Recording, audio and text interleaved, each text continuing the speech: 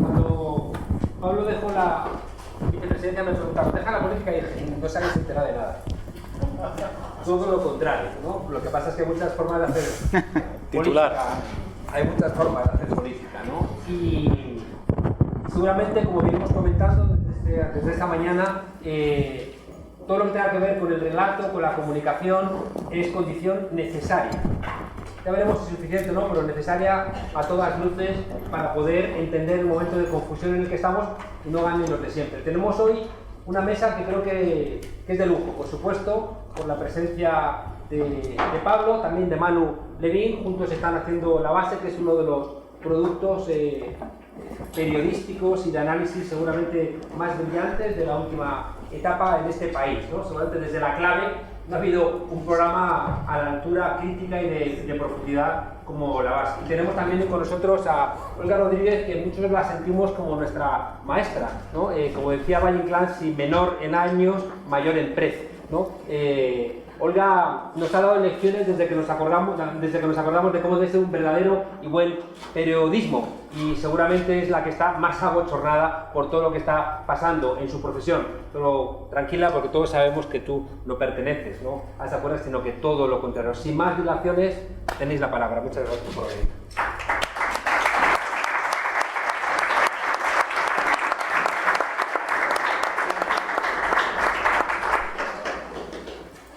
Bueno, buenas tardes. Un placer estar aquí. Muchas gracias a la Universidad Complutense, a Podemos, al Instituto República y Democracia por organizar este acto. Bueno, estoy muy contento de estar aquí.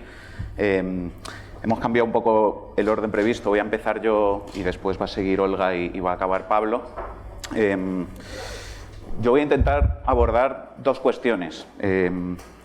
Una es cómo entiendo yo el poder mediático y en consecuencia la otra es por qué hacemos La Base, o al menos cómo entiendo yo la función que puede tener un proyecto de comunicación como es La Base. Y voy a intentar abordarlos, ya que estamos en sede universitaria, dando una nota un poco más teórica de teoría de la comunicación, de teoría de la opinión pública y en el fondo de cómo funciona la sociedad y de cómo funciona el propio ser humano. Yo creo que después, seguramente al final Pablo va a hablar mucho de política, yo voy a hablar un poco más de sociología, digamos, e intentar dar un marco teórico que luego, bueno, pues a lo mejor me podéis coger el guante o podéis completar vosotras y vosotros con vuestras ideas, ¿no? Yo creo que los medios de comunicación son los grandes espacios de producción cultural y de producción ideológica de nuestra época, con una enorme capacidad para definir cómo piensa la gente y para tutelar la propia democracia, porque es una capacidad para definir cuáles son los temas de los que se discute en un país, cuáles son los marcos dentro de los que se discute de esos temas y, en definitiva, para definir lo que está dentro y lo que está fuera de la opinión pública, que es lo que voy a intentar explicar a continuación. Determinar ese poder, perdón, no sé, bueno, si hay algo así.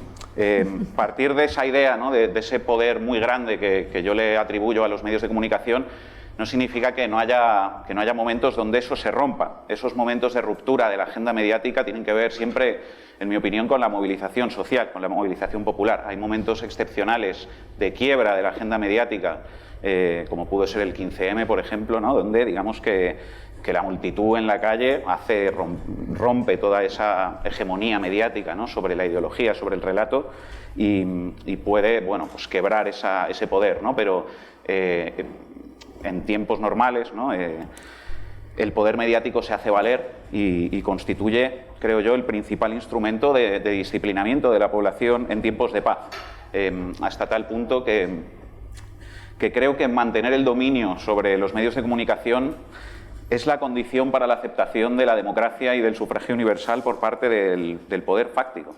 Yo creo que seguramente si el poder económico, si los poderes fácticos no controlaran los grandes medios de masas, difícilmente aceptarían algo como el sufragio universal, porque dominar los medios de masas es dominar un instrumento de persuasión que es la garantía de que casi nunca las mayorías sociales apuesten electoralmente y políticamente por opciones que vayan en contra de los intereses de las élites. De hecho, yo creo que no es casual que el desarrollo histórico de los sistemas de sufragio universal se haya producido en buena medida en paralelo al propio desarrollo de los medios de comunicación de masas, porque al fin y al cabo esos medios de masas, en particular la televisión, son el principal instrumento de gobierno en tiempos de paz, en mi opinión, son la principal herramienta para ejercer el poder.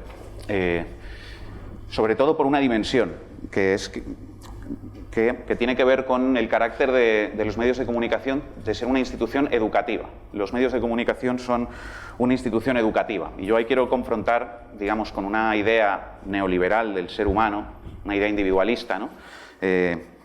Según el cual, digamos, cuando una persona cumple los 18 años y se convierte en un ser autónomo, con una educación perfecta, en el sentido determinada, ¿no? Y a partir de ahí, digamos que ya no es influido mucho por nada, ¿no? Y sus decisiones responden básicamente a su propia voluntad adulta y a su propia voluntad libre, ¿no? Es establecer una frontera arbitraria y un momento a partir del cual ya uno es totalmente responsable de sus ideas, de sus opiniones, de sus conductas y no está influido o determinado por una estructura, por un entorno social, sino que, bueno, que su propia individualidad y su propia voluntad libre es, en último término, el motor de sus actos y la causa encausada de sus actos. Yo creo que eso es una idea que sirve básicamente para meter a un montón de pobres en la cárcel, partiendo, por ejemplo, bueno, pues que hay determinadas conductas, como pueden ser la delincuencia, que no son el resultado de una estructura social, sino de la voluntad libre de los delincuentes de hacer daño a los demás, ¿no? Bueno, yo creo que eso es una idea del ser humano propia del pensamiento dominante, que es una idea falsa, que las ideas que tenemos, aunque seamos adultos, nunca son nuestras. Nada de lo que pensamos se nos ha ocurrido a nosotros o ha brotado dentro de nuestra cabeza, ¿no? Sino que las ideas vienen de fuera, vienen de lo que uno escucha, de lo que uno lee, de lo que uno ve en la televisión, de lo que escucha a sus referentes tanto durante la infancia como después, cuando uno es más mayor, ¿no? En definitiva, no hay nada menos individual en este mundo que el discurso y que la ideología. Y la opinión es una realidad de carácter social. Y el ser humano, como decía, sigue siendo educado cuando acaba la educación formal y es educado principalmente a través de los medios de comunicación. La televisión, al fin y al cabo, es, desde este punto de vista, la escuela después de la escuela. Y es, creo yo, una institución educativa al menos tan importante como la escuela y como la familia, pero es una institución educativa dominada por grandes empresas, cosa que ya da para un debate democrático, ¿no? Porque esto es como si, digamos, los currículos escolares los decidiera el Banco Santander, no sé, Telefónica, la Iglesia. Eso ya sucede, ¿no? Pero quiero decir, es como si, para que lo pensemos, como si lo que estudian los niños y niñas en el colegio estuviera determinado al final por 3 o 4 grandes compañías que dominan eso. Bueno, eso es lo que sucede en los medios de comunicación y eso es lo que sucede en la televisión, que toda esa educación, digamos, que uno sigue recibiendo una vez que sale del colegio, la determinan pues grandes grupos privados que dominan a día de hoy todas las televisiones y todos los medios de comunicación en España. Entonces, bueno, por un lado, digamos, esa visión social del ser humano como un animal y como un ser que es influido permanentemente por su entorno y por su exterior, ¿no? Y del que no brotan las ideas de su propia cabeza, ¿no? A veces es como hay gente que dice yo soy un libre pensador, es como bueno, tú eres un narcisista, eres un flipado, no eres un libre pensador. Las ideas que tú tienes en la cabeza vienen de otro lugar, vienen de lo que tú escuchas, de lo que tú lees, de tus propios referentes, ¿no? Y en paralelo a eso, quería colocar otra idea que también es una visión social, digamos, no ya del individuo, sino del grupo, ¿no? Y del funcionamiento de la propia sociedad, que es la idea de la opinión pública. El concepto de opinión pública se utiliza mucho, pero sin reparar a veces en cuál es su significado, yo creo. Se utiliza a veces como sinónimo de la gente, la opinión pública, la gente.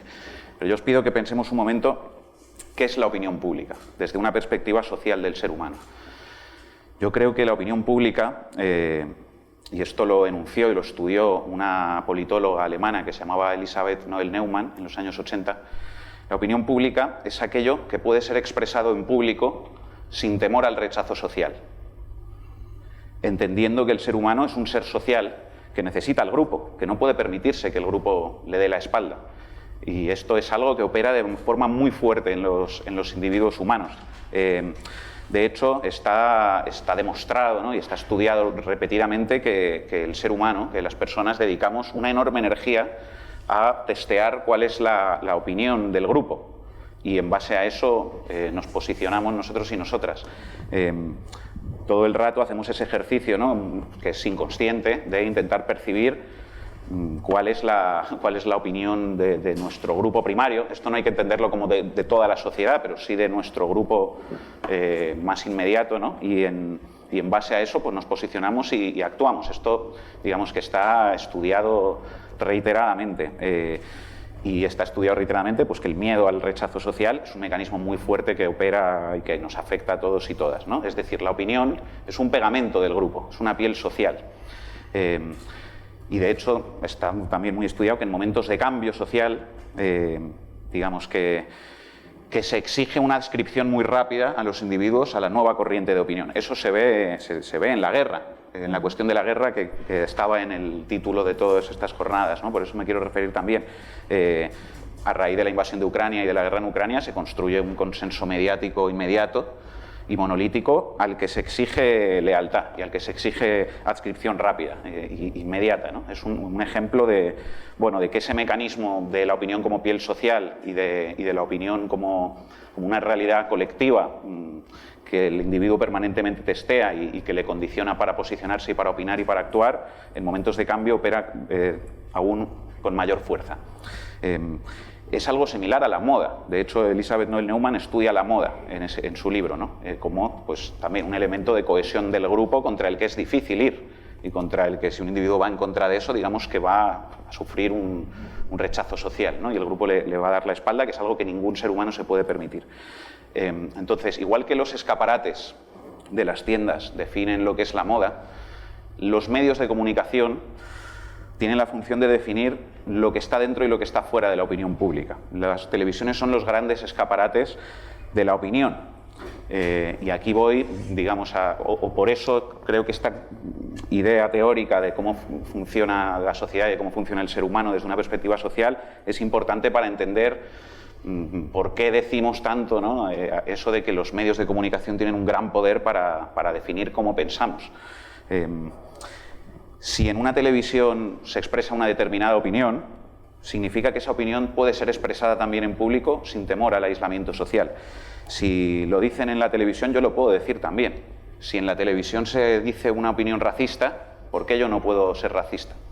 Si en la televisión están sonando argumentos machistas, argumentos homófobos, argumentos clasistas, ¿por qué yo no puedo decir argumentos machistas, homófobos y clasistas?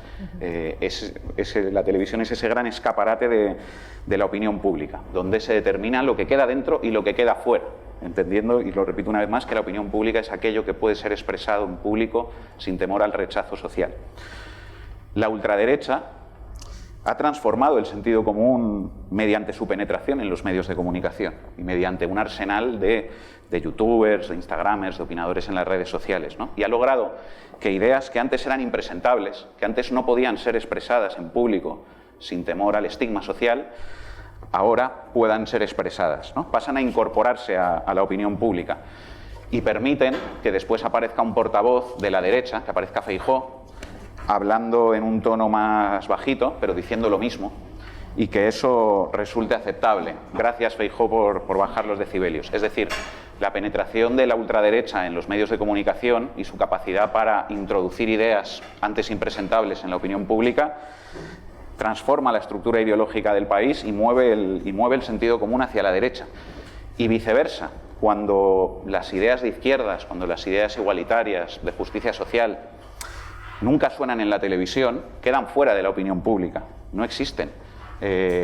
Si yo no estoy viendo que nadie exprese eso en la televisión, pues quizá es porque eso yo no puedo expresarlo sin temor a que me linchen, sin temor a que se rían de mí, ¿no? A que me den la espalda.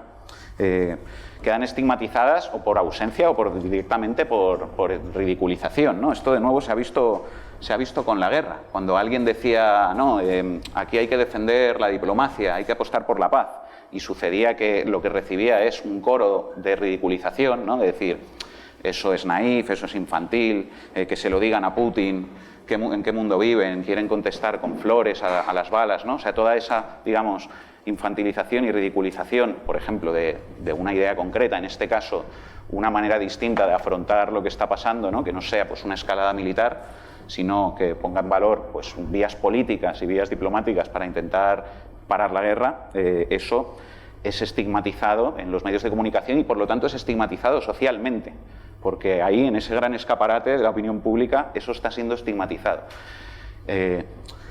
Quería poner como ese concepto teórico porque creo que sirve para entender mejor de qué partimos o de qué parto yo, al menos cuando pienso en efectos políticos muy fuertes de los medios de comunicación.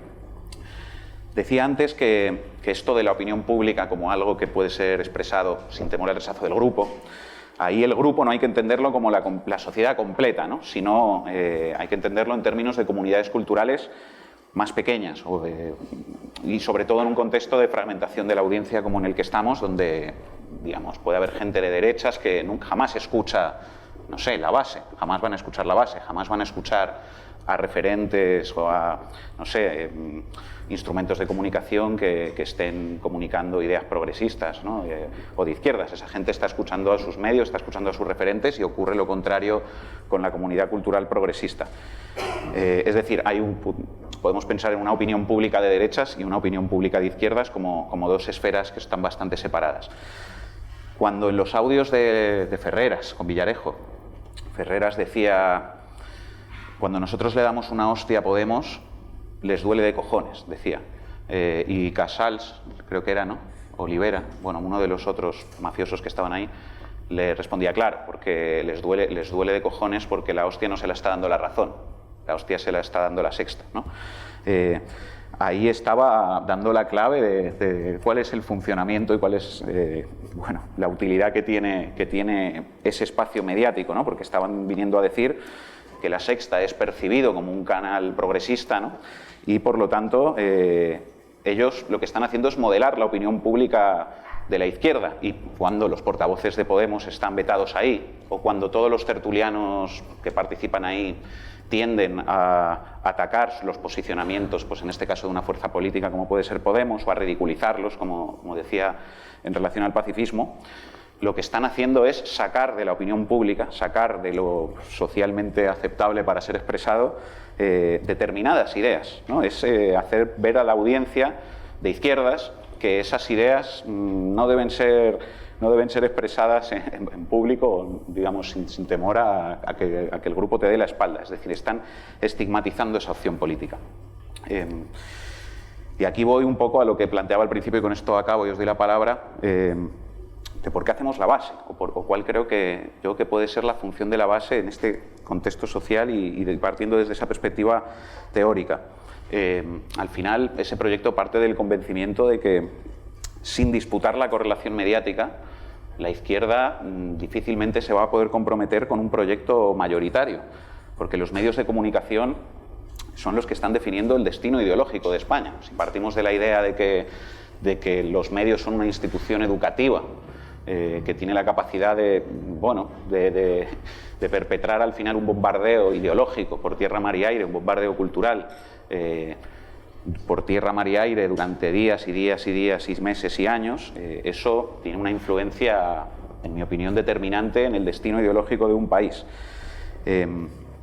La política, al fin y al cabo, yo creo que es un campo de fuerzas, por eso se habla de fuerzas políticas y de otra serie de términos en ese campo semántico. Cuando sobre un cuerpo, digamos que están operando unas fuerzas que lo empujan hacia la derecha, que son mayores que las que lo empujan hacia la izquierda, por una pura cuestión mecánica, de física, digamos, ese cuerpo se va a mover hacia la derecha.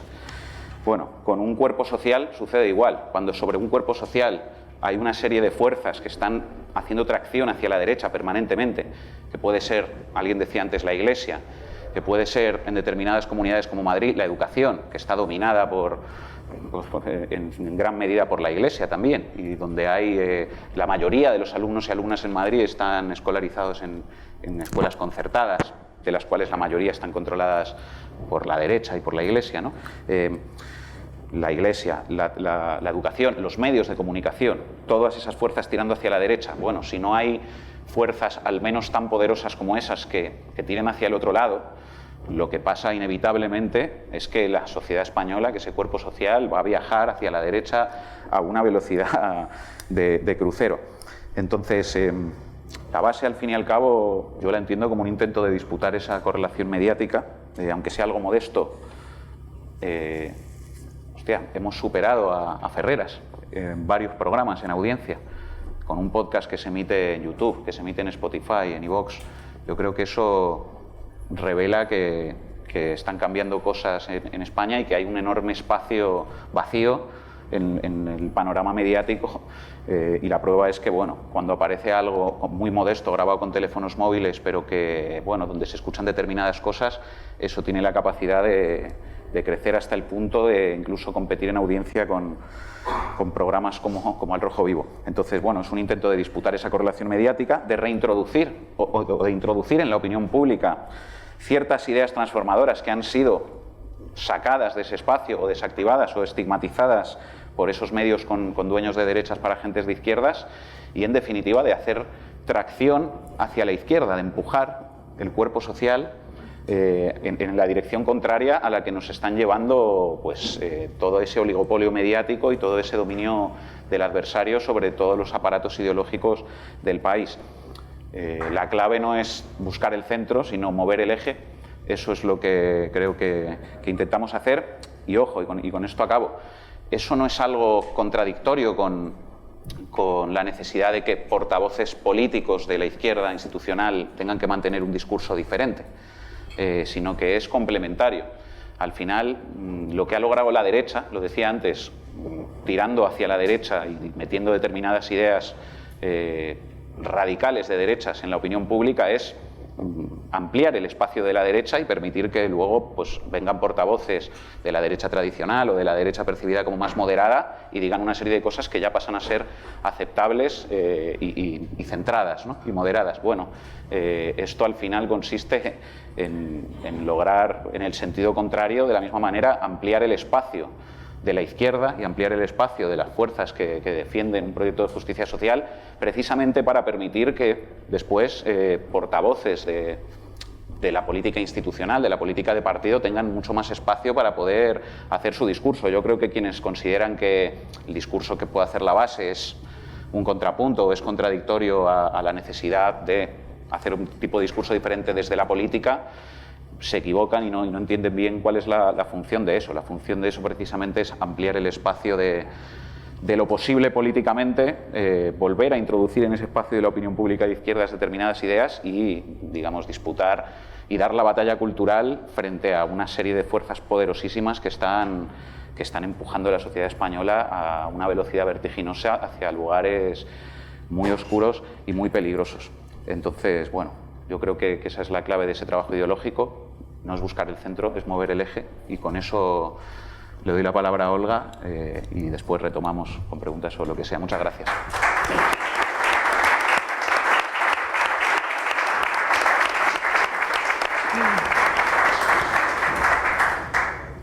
Bueno, buenas tardes, es un placer estar aquí. Como este tema en realidad da para días, semanas, meses, años, pues a ver, voy a intentar sintetizar mucho y, aferrándome al título de esta mesa, que es un título muy acertado, Contra la radio de las mil colinas, el papel de los medios de comunicación en un mundo vulnerable. Como sabéis, la radio de las mil colinas fue esa radio de Ruanda desde la que se jaleó una matanza, un genocidio, desde la que se dedicaron muchos periodistas a esparcir odio, ejerciendo un papel absolutamente protagonista, y así ha sido subrayado posteriormente tanto por el Tribunal Internacional creado ad hoc para investigar los crímenes de Ruanda, como por todos los historiadores y los testigos presenciales, que tuvo como resultado en 1934 que en solo 3 meses 800.000 personas fueran masacradas. Ese número es el equivalente al 11% de la población. Podemos repasar 1001 historias de nuestra historia reciente del siglo XX y siglo XXI analizando el papel de los medios de comunicación para condicionar la realidad. Cuando venía hacia aquí me acordaba de un par de congresos internacionales de periodismo en los que he participado en los últimos años, uno de ellos en Londres y otro de ellos en Nápoles, con presencia de periodistas de muchas nacionalidades, centrados sobre todo en lo que yo estoy especializada, que es en el periodismo internacional y en la cobertura de guerras. Y en ambos se extrayeron conclusiones muy similares en las que se pone el énfasis en la importancia de que el periodismo sea consciente, sobre todo cuando se dedica a cubrir guerras, que en su papel supone también defender los derechos humanos y la paz, que tiene que tener un enfoque de prevención de violaciones de derechos humanos. Estoy leyendo las conclusiones de esos dos congresos, que tiene que tener una orientación en busca de soluciones y un enfoque en favor de los sectores más vulnerables. Cosas que parecen muy obvias, pero sin embargo que encontramos a menudo en un tipo de periodismo determinado que podemos llamar peyorativamente de guerra. Ese periodismo de guerra que abraza el lenguaje bélico, que tiende a contar la guerra de una manera con espectacularización, de una manera que invita, como si fuera una película de acción entretenida que invita al espectador a espatarrarse en el sofá comiendo palomitas pensando que lo que hay ahí es entretenimiento y nada más. Y les puedo asegurar que la guerra es de todo menos entretenimiento. Ese periodismo emite propaganda, expone las mentiras de otros protegiendo las nuestras, tiene una orientación elitista, concibe la victoria como algo contrario a la búsqueda inmediata de la paz, tiene una orientación que exalta la violencia y oculta sus consecuencias, que exalta la provocación, que demoniza al otro, que deshumaniza, que solo plantea necesidades inmediatas frente a soluciones estructurales, que tiene un enfoque que concibe que la solución solo llega tras el daño, que prescinde del contexto. La historia empieza hoy, lo hemos visto en la cobertura, en determinadas coberturas de la guerra de Ucrania, no ha pasado nada antes, que tiende al paternalismo y a la superioridad a la hora de narrar a los otros y que tiende a la simplificación y al reduccionismo, tratando de explicar realidades con causas claramente políticas y económicas, simplificándolas y diciendo, por ejemplo, que son una guerra de religiones, como vemos a veces en relación al conflicto palestino-israelí, por ejemplo. Algunas de estas prácticas nocivas, periodísticas, las hemos visto en la cobertura de la guerra de Ucrania. El desprecio al contexto, hemos llegado a escuchar cómo algunos periodistas criminalizaban el acto de contextualizar dando una patada al diccionario de la Real Academia de la Lengua porque han usado una y otra vez el verbo contextualizar como sinónimo de justificar. Bueno, hemos visto cómo hay un desprecio a la historia reciente. Parece que la guerra de Ucrania comenzó con la terrible invasión rusa del territorio ucraniano y no en 2014 cuando ya empezó una guerra, ¿no? Una guerra en la que además el papel de determinados actores internacionales fue muy importante. Vemos cómo hay un desprecio al conocimiento o al análisis de las consecuencias, que ahora ya las estamos viendo en esta segunda fase y hay algunos que de repente se echan las manos a la cabeza. No hacía falta ser un mega experto o una mega experta en relaciones internacionales para saber que íbamos a llegar a este momento, ¿no? Y sin embargo se ha jaleado desde algunos medios de comunicación la perpetuación de la guerra como algo que nos iba a beneficiar y que era lo mejor. Y se ha ridiculizado, como decía Manu, la búsqueda de los caminos hacia la paz. Y se ha ignorado también qué dicen otros países.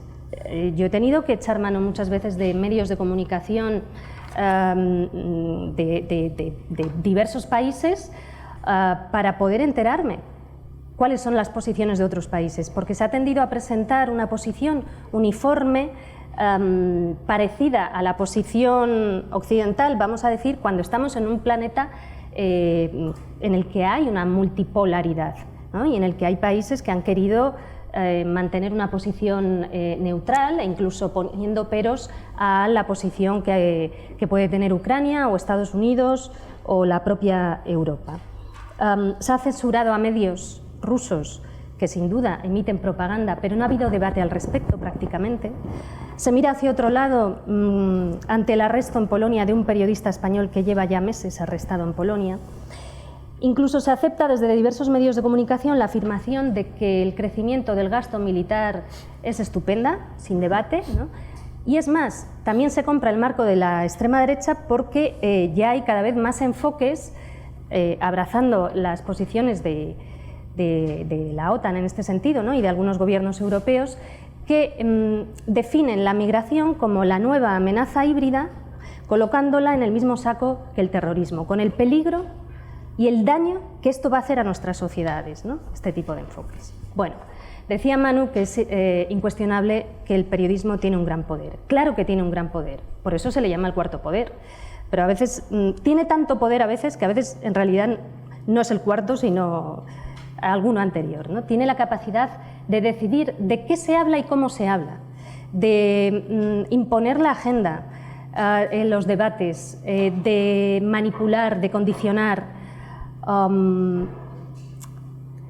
Hay veces, y hay un tipo de periodismo que no publica todo lo que sabe, que lo que hace con esa información es facilitársela a otros actores pertenecientes a los poderes de un país determinado a cambio de otras informaciones o de vayan ustedes a saber qué.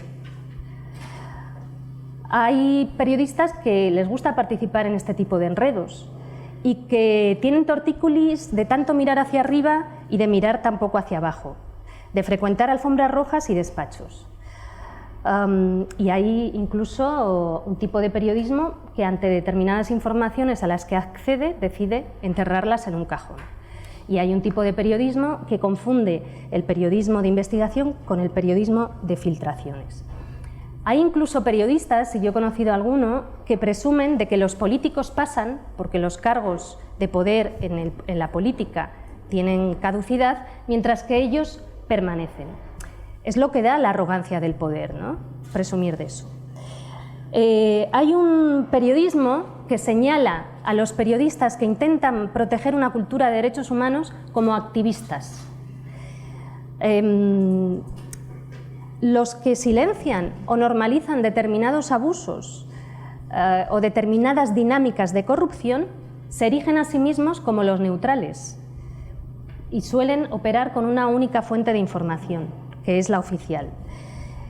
Practican el más dañino de los activismos, que es el que actúa en connivencia con un determinado poder, blanqueando abusos, legitimando sus mensajes, etc. A veces, por ejemplo, por poner un ejemplo, porque no quiero ser muy abstracta, pues vemos que hay periodistas que cubren interior, ¿no? Ministerio del Interior, y que hacen muy bien su trabajo, pero también vemos que hay otros que se conforman siempre con una única fuente y que consideran que es activismo preguntar a testigos de una manifestación en la que ha habido palos al final, o preguntar a testigos en la valla de Melilla, o preguntar a las personas migrantes que han sufrido apaleamientos, ¿no? Eso es lo que peyorativamente un tipo de periodismo llama activismo. Y esto es gravísimo, porque la ignorancia que tiene ese tipo de periodismo ante cuestiones fundamentales para que podamos mantenernos como civilización en el siglo XXI es alucinante. Y me estoy refiriendo a la cultura de derechos humanos. Hace poco tuve la oportunidad de entrar con estos dos caballeros en la base y ponía el ejemplo del cine, porque sé que a Pablo le gusta, ¿no? Y es verdad que vemos esto en el cine también, ¿no?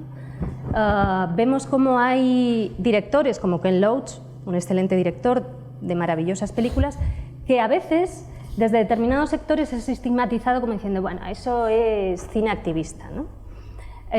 Y sin embargo, se presenta como neutral películas como Air Force One, Terminator, que pueden ser muy entretenidas, yo las veo, pero que evidentemente tienen una carga ideológica y de activismo profundo en la que se legitima el terrorismo de Estado, por ejemplo, ¿no? o el recorte de libertades. Bueno, pues esto también pasa en el periodismo.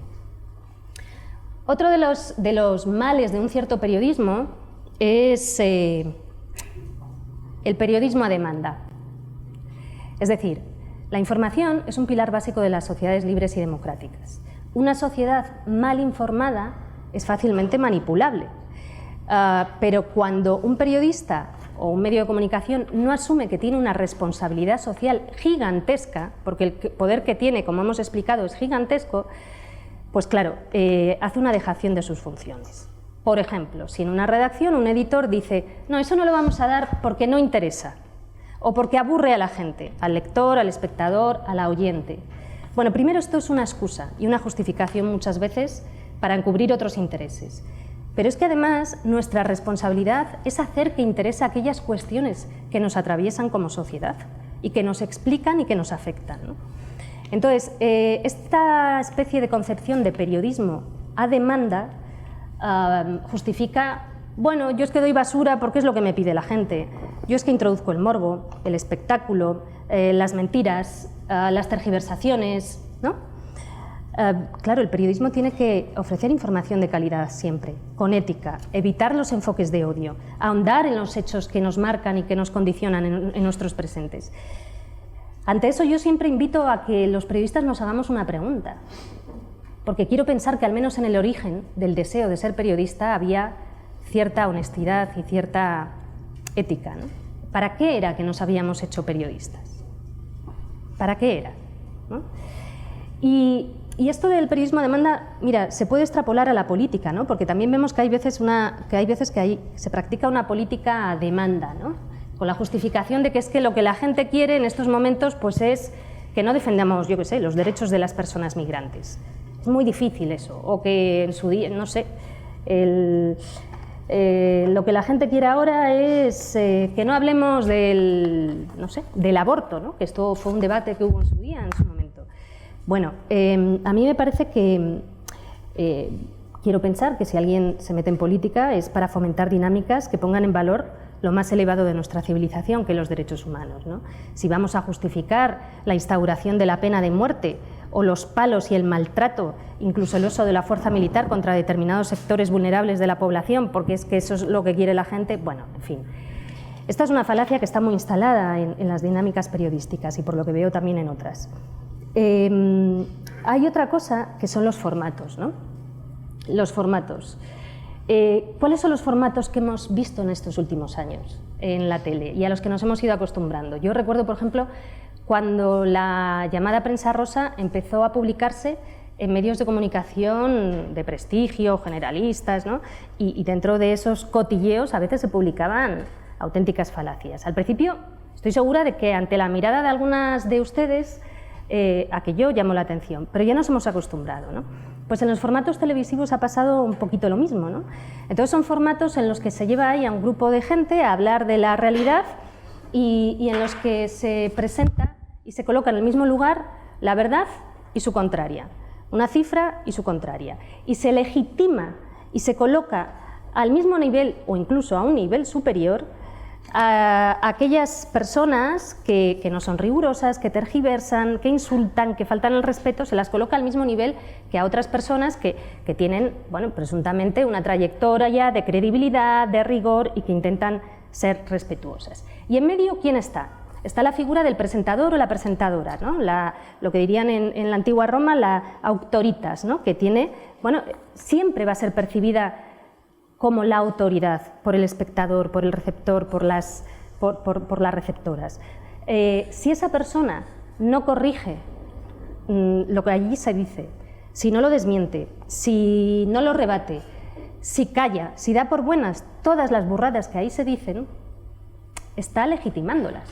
Y eso pasa continuamente. Yo recuerdo hace ya bastantes años, ante el primer atentado en París, como, bueno, pues en prime time se sentaron 6 señores a hablar de los atentados de París.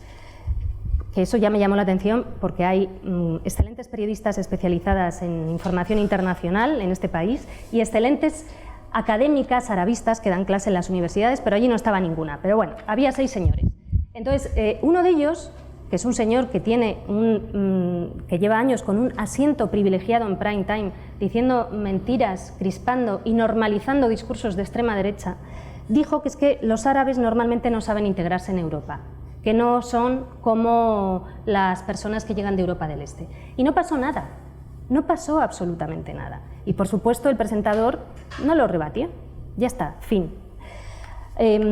Bueno, son estas dinámicas de periodismo de salseo, ¿no? en las que se llama política al politiqueo, al cotilleo político. se reduce a categoría de telenovela la política. Por lo tanto, se presentan como, se reduce a conflictos personales o a conflictos de ambiciones, cuestiones que en realidad tienen como trasfondo una cuestión política muy seria o ideológica, ¿no? Dice, cito siempre a David Simon, pero es que está muy bien su diagnóstico. O sea, David Simon, como sabéis, es un periodista estadounidense que fue víctima de un cambio en las dinámicas de muchos medios de comunicación en los años 90 y que se reconvirtió en guionista de series de televisión tan excelentes como The Wire. Él dice que hay un antes y un después en el periodismo marcado por la entrada del poder financiero en los medios de comunicación. Eso en Estados Unidos pasó en los años 90, aquí ya empezó a pasar en algunos medios de comunicación a principios de siglo. Y aquello cambió muchas cosas. En primer lugar, cambió, evidentemente, si quien entra en el accionariado de algunos medios de comunicación es el poder financiero, que en esos momentos además estaba condicionando y había sido uno de los actores clave de la crisis económica, pues eso claro que condiciona los contenidos y mucho, ¿no? Pero además eso implicó que los puestos directivos de esos medios de comunicación fueran ocupados por gerentes que llegaban de otros sectores y que entendían la información como una mera mercancía. Y por lo tanto hicieron cuentas, vieron, revisaron y dijeron, pero ¿para qué vamos a informar si se puede aparentar que se informa y es más barato? Vamos a aparentar que se informa. ¿Qué implicó eso? Bueno, en las secciones de Internacional, que es en lo que yo estoy especializada, pues hubo una escabechina, porque se decidió que no eran necesarias en muchos medios de comunicación redes de corresponsales o la figura del enviado especial. Se podía echar mano de las dos grandes agencias de noticias, que en muchos casos hacen un trabajo excelente, pero si vemos el mundo a través solo de dos grandes ojos, prescindimos de la pluralidad de miradas y nos conducimos hacia la uniformidad de la información, con el peligro que eso tiene, ¿no? Y eso pasó en muchísimos medios estadounidenses y ha pasado posteriormente en muchos medios de comunicación europeos. Cuando no estás en un lugar no puedes comprobar, no puedes estar, hablar, contrastar, comprobar, entender para luego poder explicar y narrar y contar. Entonces, bueno, pues eso también facilita el abuso de las prácticas del periodismo equidistante, que sitúa en el mismo lugar y da la misma credibilidad al criminal y a la víctima, al abusador y al que es abusado. Y eso lo vemos muy a menudo. Yo pongo en las facultades siempre un ejemplo que creo que funciona, que es, imaginemos que estamos en la Segunda Guerra Mundial y leemos: el rabino del gueto de Varsovia dice que los nazis están masacrando a los judíos. Punto. El ministro de propaganda nazi, Goebbels, lo niega. Punto final. ¿Dónde están los hechos aquí? ¿A qué les suena esta dinámica? Bueno, evidentemente con esto David Simon no pretendía mitificar la época anterior. El periodismo siempre tiene presiones, obstáculos, etcétera, pero es verdad que esto añadió un obstáculo más en su día, ¿no? La normalización de dinámicas nocivas, la verdad es que ha crecido en los últimos años. Ejemplos hay miles, todos podemos recordar cómo se jaleó la invasión de Irak, por ejemplo, desde muchos medios de comunicación estadounidenses, apelando a una propaganda que era la asistencia de armas de destrucción masiva, o cómo en su momento en Estados Unidos, por ejemplo, se justificó desde los medios de comunicación y se hizo un llamamiento al odio a la población negra y contra la defensa de los derechos civiles durante años y décadas. Todavía hoy se preguntan allí, ¿cómo pudo pasar? ¿Cómo pudo pasar? Se preguntaron en Yugoslavia. ¿Cómo pudo pasar? Se preguntaron en Ruanda. ¿Cómo pudo pasar? Pero sigue pasando, en tiempo presente. ¿El poder que tienen los medios de comunicación? Bueno, pues a mí es que a veces me parece, antes hablaba de la Iglesia, pues es que a veces me parece que es similar al que tenía la Iglesia en la Edad Media, porque es el altavoz desde el cual se nos sermonea, desde el cual se decide de qué se habla y cómo se habla de lo que se habla. Y dentro de eso, de esas dinámicas nocivas, ojo, subrayo que afortunadamente hay otro tipo de periodismo, como bien saben, hay un grupo selecto de periodistas con conexiones con los poderes que desde la arrogancia que el poder les da, consideran que deben guiar a lo que Walter Lippmann llamó el rebaño desconcertado, ¿no? Considerando al receptor siempre como una masa homogénea estupidizada. cuando te tratan como un imbécil y te hablan como un imbécil, es más fácil, si no apagas esas teles o dejas de leer esos medios de comunicación, es más fácil que termines actuando como un imbécil, ¿no? Bueno, ante esto, otro periodismo es posible. Un periodismo vigilante del poder, un periodismo que entienda que el periodismo tiene que tener siempre, como decía Kapuscinski, una intencionalidad, la intención de mejorar el mundo. Decía Kapuscinski que frente a ese periodismo hay otro que lamentablemente incita al odio o a la arrogancia. Y yo siempre pido, y siempre lo hago, me lo aplico a mí misma, cuando estoy ante una noticia o ante un programa o ante un periodista, me pregunto, ¿está este periodista intentando mejorar el mundo o está incitando el odio o la arrogancia? Creo que es una pregunta muy útil, la del maestro Kapuscinski. Ese otro periodismo posible es el que es capaz de dar espacios para la crítica y para el pensamiento, el que no trata al espectador como ese rebaño desconcertado del que hablaba Walter Lippmann, el que, por supuesto, sabe que tiene que hacer interesante lo que nos afecta y nos condiciona, tiene que contarlo y llamar la atención a la sociedad ante ello, y, por supuesto, el que sabe que tiene que dudar, sospechar y contrastar.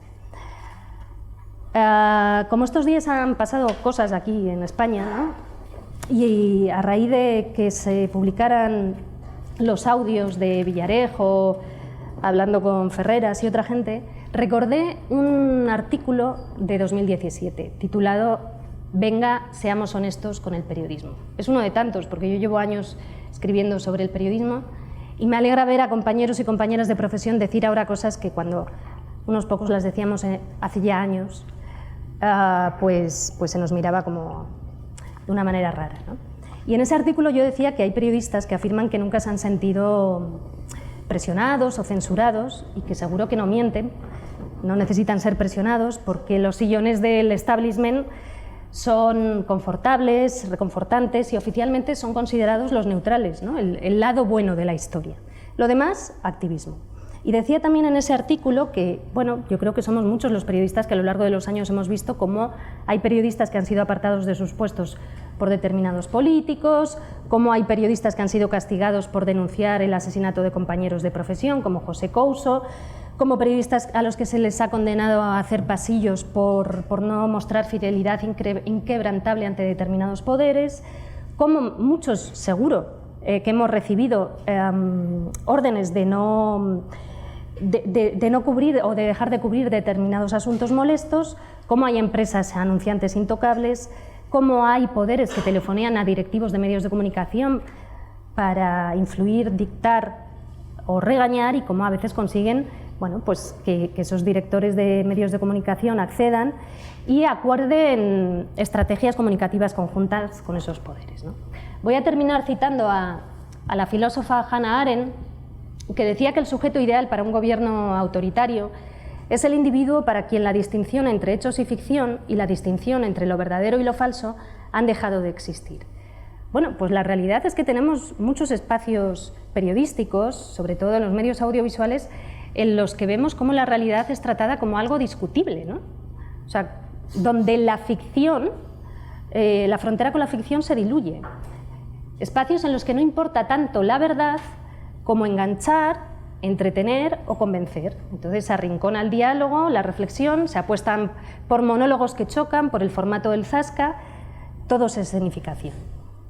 En ese sentido, por ejemplo, pues podemos estar debatiendo sobre realidades contundentes como puede ser el cambio climático o los derechos humanos como si fueran abstracciones sin resultados concretos, en las que el interlocutor puede defender una posición o la contraria, del mismo modo que en un videojuego elegimos bando. Pues mira, yo hoy voy a ir con este y mañana con el otro, ¿no? Como si eso no tuviera consecuencias tangibles. Y esto es gravísimo, gravísimo, ¿no? Decía Saramago que somos las palabras que usamos. Y decía Kapuscinski que las guerras no empiezan con el primer disparo, empiezan mucho antes, con un cambio de vocabulario en los medios. Las palabras construyen y nos llevan a la acción. Y dice el escritor Manuel Rivas que las palabras también sufren, que están hastiadas de la manipulación y de la apropiación por parte de los brutos. Rivas recuerda a menudo esa estampa de la Inquisición de Francisco de Goya, en la que aparece un hombre torturado y debajo se puede leer la leyenda: por mover la lengua de otro modo. Todavía hoy es difícil mover la lengua de otro modo en demasiados lugares, en demasiados espacios periodísticos.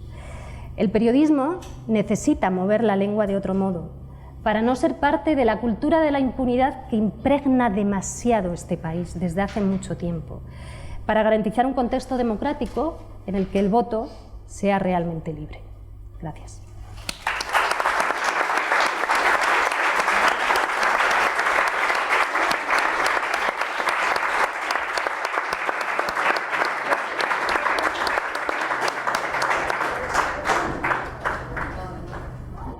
Bueno, buenas tardes a todas y a todos. Es un honor tomar la palabra con Manu y con Olga.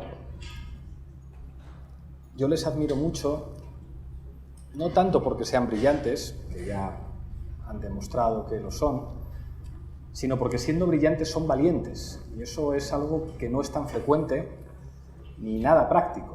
Yo creo que cualquiera que les escuche podría llegar fácilmente a la conclusión de que con las cabecitas que tienen, si hubieran sido un poco menos valientes en su vida, pues les podría haber ido mejor.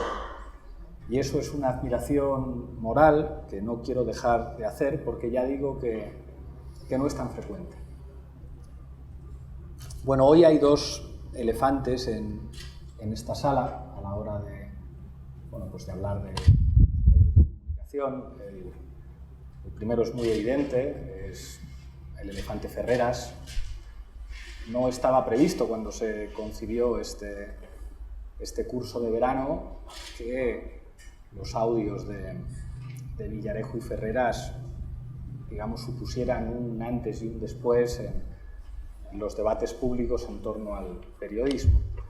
El segundo elefante que está en este aula es que hoy es 18 de julio, con todo lo que eso implica en un contexto además en el que acaba de aprobarse en el Congreso de los Diputados y es enviada al Senado la Ley de Memoria Histórica, Memoria Democrática. Y quería vincular estos dos elementos, porque creo que es posible y que tiene sentido. Las claves del Ferreras Gate son dos. Hay dos partes de los audios que han sido definitivas. La primera, la más evidente, es cuando escuchamos a una referencia del periodismo, a que quizás sea el periodista más importante de España en términos de poder y de salario. Yo no sé si hay muchos periodistas en España que tengan más influencia sobre otros periodistas y sobre figuras del poder empresarial y del poder político que Ferreras, y no sé si hay muchos que tengan un salario mayor.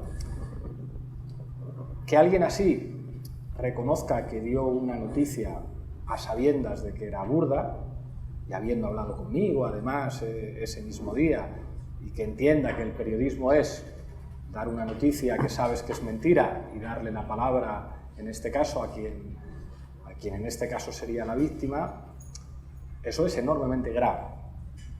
Tan grave es que ha hecho que se rompa el principio corporativo. Yo lo viví durante esas horas. Durante esas horas hablé con periodistas de muchos medios de comunicación que al principio me decían: no lo podemos dar, porque hay una norma en el periodismo que dice que los periodistas nunca pueden ser noticia. En este caso era tan fuerte el contenido que al final hubo que darlo. Y el hecho de que en las redes sociales hubiera tanta intensidad hablando de esto y de que los medios de comunicación catalanes, algunos medios de comunicación vascos, el hecho de que medios de comunicación alternativos salieran, creo que empujó que referentes del periodismo que probablemente jamás se habrían imaginado a sí mismos dando una noticia que tuviera como protagonista a Ferreras, aunque algunos intentaron camuflarlo un poco diciendo no, en realidad el problema es Inda, y trataron como de que Ferreras no estuviera en el titular, pero al final, digamos, era inevitable hablar del tema y tuvieron que hablar del tema Y podemos escuchar a Àngels Barceló, alguien poco sospechosa de haber tenido nunca simpatías hacia Podemos o simpatías políticas hacia lo que podíamos representar nosotros, siendo durísima y diciendo, el problema son casi los que le blanquean sentándose a su lado.